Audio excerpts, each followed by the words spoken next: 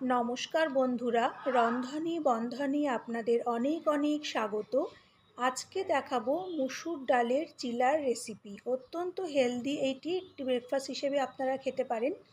সেজন্য এই বাটির 2 বাটি মসুর ডাল খুব ভালো করে ধুয়ে 1 ঘন্টা ভিজিয়ে রেখেছি। আপনাদের হাতে সময় কম থাকলে আপনারা আধ ঘন্টাও ভিজাতে পারেন। তারপরে ভেজানো ডালটা একটা মিক্সিং জারের মধ্যে নিয়ে নেব। সমস্ত ডাল মিক্সিং জারে নেওয়া হয়ে গেলে এরপরে দেব কিছুটা বিট, ছোট ছোট করে কেটে রেখেছিলাম, দিয়ে দিলাম। বিটটা দিলে রঙটা খুব সুন্দর হয়। তারপর দেব 2টো কাঁচা লঙ্কা আর 1 ইঞ্চি আদা ছোট ছোট করে কেটে রেখেছিলাম, সেটাও দিয়ে দিলাম। এরপর অল্প জল দিয়ে একটা পেস্ট করে নিতে হবে। পেস্টটা খুব মিহি করে না করলেও হবে, যদি দানা দানা মতন থাকে তাহলেও কোনো অসুবিধে নেই, আবার মিহি করে পেস্ট করলেও কোনো অসুবিধে নেই। পেস্টটা করে নেওয়ার পর একটা বড় বাটিতে ঢেলে নিলাম।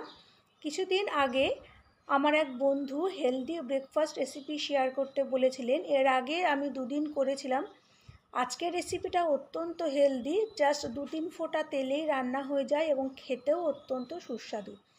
যেই বাটি মেপে মসুর ডাল নিয়েছি সেই বাটি মেপে 1 বাটি জল, হাফ চামচ নুন দিলাম, আর ওই একই বাটির 1.25 বাটি সুজি দিলাম।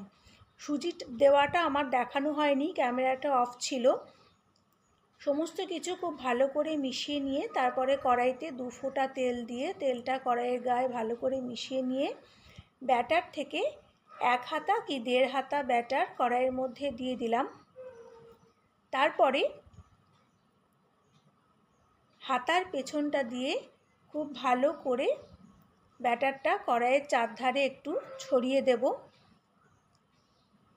ছড়িয়ে দেওয়ার পরে গ্যাসটাকে একদম সিম করে ঢাকা দিয়ে 5 মিনিট রেখে দেব। আমার রেসিপিগুলো ভালো লাগলে চ্যানেলটাকে প্লিজ সাবস্ক্রাইব করে দেবেন, পাশে থাকা বেল আইকনটাও প্রেস করে দেবেন, আর ভিডিওগুলো ভালো লাগলে লাইক আর শেয়ার করার অনুরোধ করছি।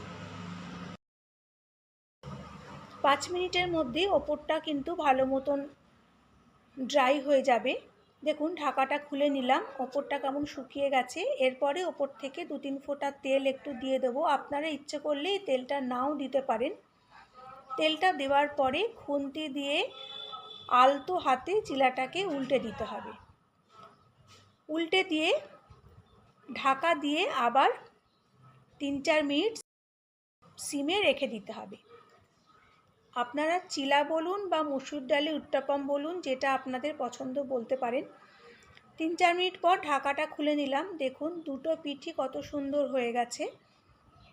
তৈরি হয়ে গেল আমাদের একটা মসুর ডালের চিলা। তুলে রাখলাম। পরের চিলাটাও একইভাবে করে নেব।